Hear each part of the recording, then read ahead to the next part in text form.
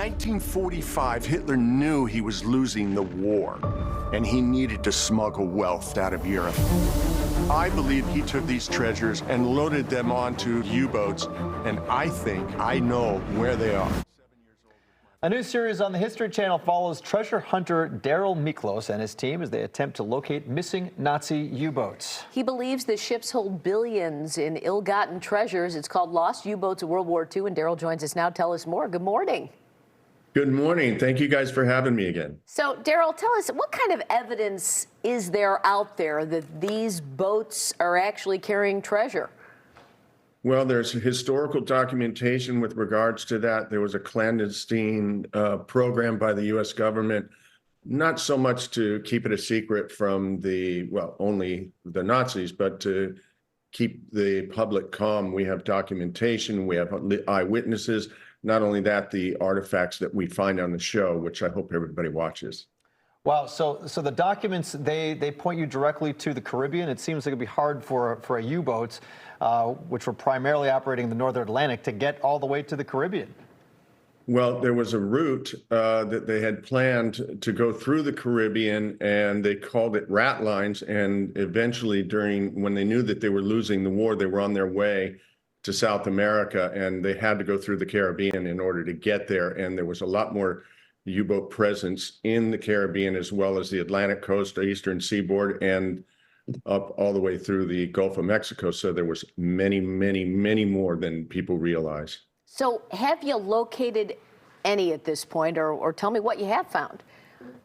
Well, we found evidence so far, and I urge everybody to watch the show because I don't want to give it away. But yes, we have found conclusive evidence of Nazi U-boat presence in the Caribbean.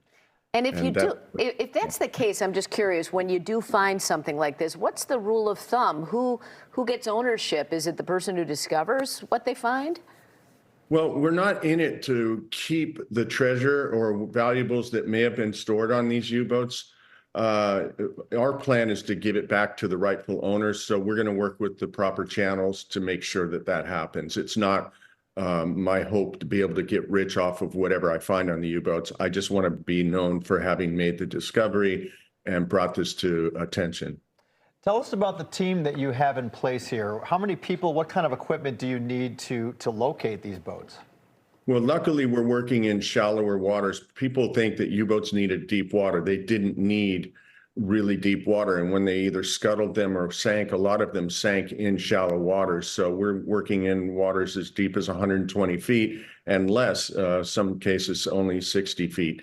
And we have a crew. My good friend, Steve Bender, who I dived for shipwreck treasure, as well as archaeologist Garth Baldwin, who was a former Marine. And together, the three of us are trying to solve this mystery.